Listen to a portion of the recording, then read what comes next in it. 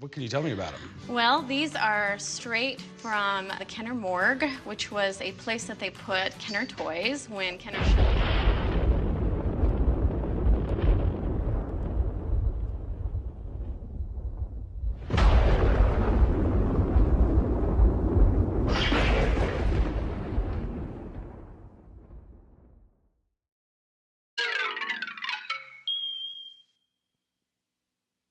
In the year 2000, after 50 years of toy making, Hasbro, now the owner of Kenner for almost 10 years, decided to close up the Cincinnati offices. If you lived in the area, this was a major story, as Kenner was a huge part of the town history. It was hard for a local not to know someone that at least knew someone that worked at Kenner. Kenner had been there for over 50 years, and in those 50 years the offices and its warehouse has collected a number of items, to say the least.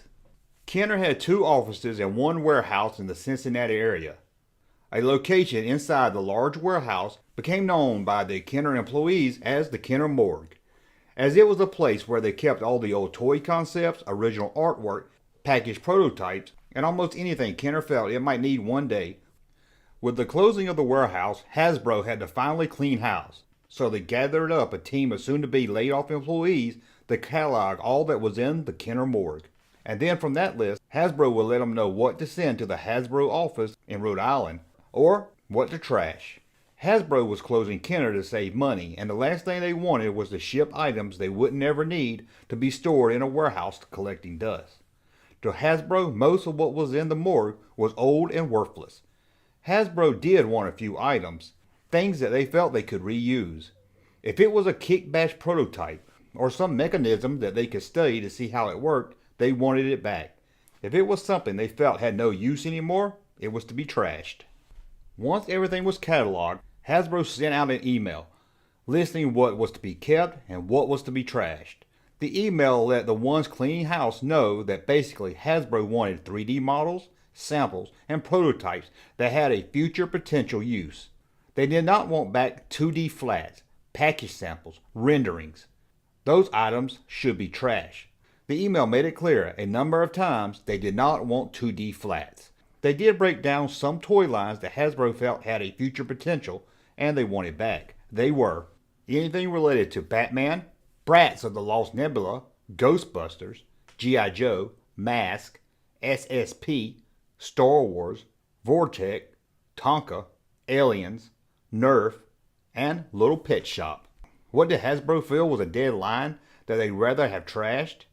Centaurians, Bill and Ted, Chuck Norris, Megaforce, Swamp Thing, Silverhawks, RoboCop, Police Academy, Mummies Alive, and Beetlejuice. According to this leaked email, they still was waiting on input from the girls brand, creative play toys, and preschool items. A 128-page list that was sent from Hasbro to Kenner lists the items to send back to Hasbro, highlighted in green, and all the other items could be trashed. The items marked with a TX or HX were codes to tell what person was responsible for destroying the listed item. The Kenner Morgue wasn't just full of old toys that were deemed unwanted. Also in the same warehouse was a section known as the Kenner Museum. This is where Kenner kept final production examples of many of their toy lines. These items went far back in the history of Kenner toys. One ex-employee of Kenner said they kept 1 to 4 cases of every Kenner toy ever made. Now when you hear Kenner Museum, you think they were all well organized and in a nice glass case for all to see and remember. In reality, the toys were kept so that the Kenner employees working on the new toys could check out items in the museum to use for their current project. Let's say a team was working on figures for the new Robin Hood action figure line. They could check out some figures from Star Wars or the Superpowers line to help them make up the Robin action figures. Or maybe they wanted to add some action feature to a new toy and needed to look at the inner workings of an old toy to see how it was done. It was more of a toy designer's workshop than a museum. These leaked withdrawal request forms show that Kenner employees would have to check out needed toys and if they planned to return it to the museum or not. During the time when Kenner was still active, no one was allowed to take anything from the museum area without a signed access slip by the Kenner's legal department. There was times before Hasbro closed down the warehouse that Kenner would do some house cleaning on items they no longer felt was needed. When Hasbro closed down Kenner, anything in the museum area was shipped to Hasbro. Like the Kenner employees that were tasked with doing an inventory of the morgue, they also had to inventory the museum. That 98-page inventory list was then sent to Hasbro. Most of what was in Kenner's morgue, however, ended up in the dumpster to be trashed and lost forever.